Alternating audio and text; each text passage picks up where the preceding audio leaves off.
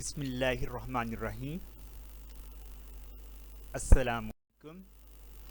آج ہم صحت کو ذرا سمجھنے کی کوشش کریں گے۔ آج سے میں اس کا آغاز کر رہا ہوں، اس لیے میرا پہلا ٹاپک ہے ہیلتھ اینڈ اویئرنیس، صحت اور آگاہی۔ ہم سب بہتر صحت چاہتے ہیں اور مختلف نظریات رکھتے ہیں۔ جہاں اس علم کی بنا پر لوگوں نے اپنا نام اور مقام بنایا ہے تو کسی نے بگاڑا بھی ہے، اور انسان اچھے اور برے کی کشمکش میں ہی رہا ہے۔ یہ علم بہت وسیع ہے جس کی کئی شاخیں ہیں، اہم ضرورت ہونے کے باوجود کئی جگہ نظر انداز ہوتے دکھ رہا ہے۔ بہت سی جگہ ایسی بھی ہیں جہاں لوگ صحت کے حاصل کرنے کو سمجھنا ہی نہیں چاہتے۔ میں اس بات پر یقین رکھتا ہوں کہ اللہ تعالیٰ نے موت کے سوا ہر مرض کا علاج دنیا میں رکھا ہے، بشرط ہے کہ ہم اس میں جستجو کریں اور وہ زندگی اختیار کریں جس سے شفا ممکن ہو۔ جہاں میں نے میڈیکل کی غلطیاں دیکھیں، وہاں عوام کو بھی ناسمجھی کی بنا پر ذمہ دار پایا، جس کی کئی وجوہات ہیں۔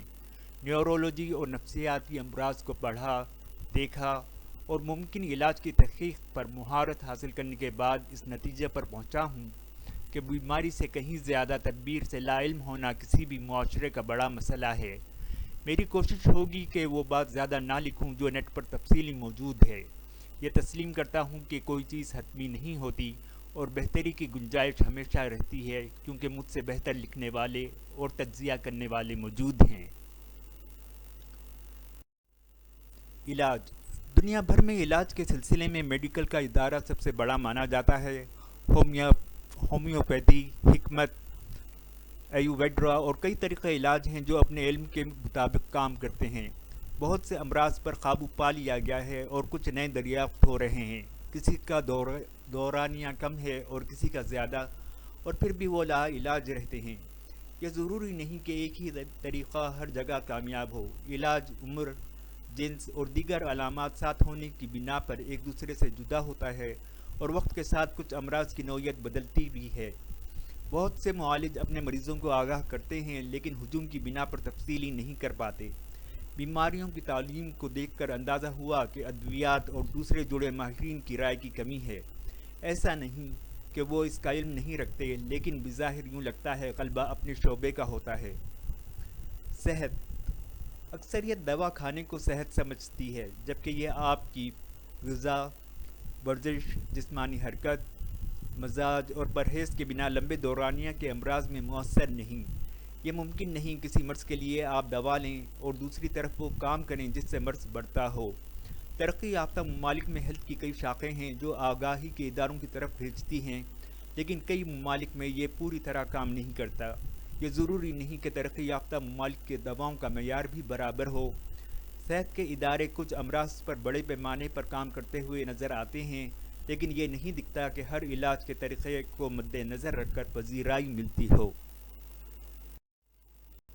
صحت کسی ایک علم کا نام نہیں، بلکہ ہر اس علم پر بلا امتیاز غور و فکر کرنے کا نام ہے جس سے بہتری آتی ہو۔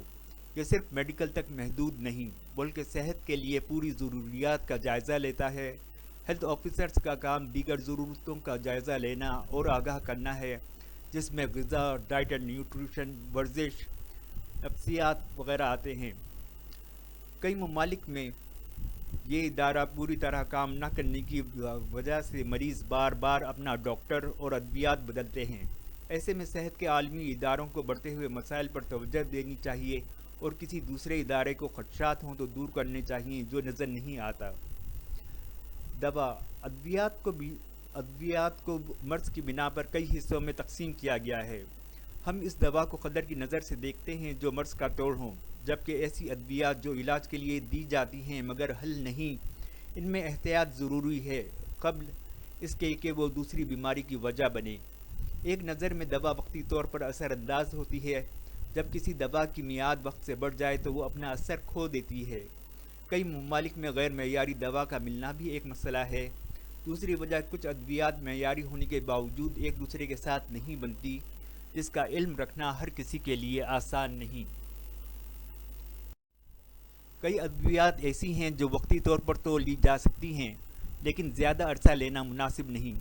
یہ پہلے آپ کی بھوک کو مٹاتی ہیں، پھر آہستہ اور خاموشی سے اندرونی نظام کو نقصان پہنچاتی ہیں۔ غیر معیاری یا الٹ دوا کی پہچان یہ ہے کہ 1 گھنٹے کے اندر سر چکراتا ہے اور کمزوری محسوس ہوتی ہے، کبھی مریض کی حالت پہلے سے زیادہ بگڑ جاتی ہے۔ ایسے میں دوا فوری دوسری جگہ سے لینی چاہیے یا ڈاکٹر سے رجوع کرنا چاہیے۔ کوئی بھی ڈاکٹر غیر معیاری دوا کا ذمہ دار نہیں ہوتا۔ ترقی یافتہ ممالک کا جائزہ لیں تو علم ہوگا کہ سہولیات اور تحقیق تو بہت ہے، لیکن اس کے باوجود غلطیاں وہاں بھی ہوتی ہیں۔ مختصر وہاں کی زندگی بہت مصروف ہے اور لوگ بہت محتاط ہو کر زندگی گزارتے ہیں، اپنے مریضوں کو وقت اور جو راستے بہتری کی طرف جاتے ہوں اس کے لیے مناسب وقت نہیں نکال پاتے۔ یہ بات بھی بہت سامنے آئی ہے کہ اگر ملنے جلنے والوں میں کسی مرض کا نتیجہ اچھا نہیں دیکھتے تو دوسرے کا بھی وہی خیال تصور کرتے ہیں اور امید نہیں دیتے۔ بیماریوں کی ملی جلی علامات ہیں جس کی وجہ سے بیماری کا نام اور طریقہ علاج میں فرق ہے، جس پر لوگوں کی توجہ نہیں، کیونکہ ہم کسی کے زیر اثر اتنا آ جاتے ہیں کہ صحیح اور غلط کا فیصلہ ان پر چھوڑ دیتے ہیں۔ اپنی تحقیق پر لمبے امراض کے مسائل اور ممکن علاج کے طریقوں سے آگاہ کروں گا، اس امید کے ساتھ کہ لوگوں کے لیے فائدہ مند ہوگا۔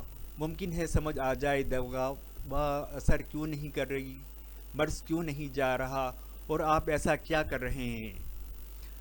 مرض کو خود پر طاری مت کیجیے، بلکہ زندگی کے کچھ طور طریقے بدل کر صحت میں تبدیلی دیکھیں۔ آپ کی تجاویز پر غور کروں گا۔ شکریہ۔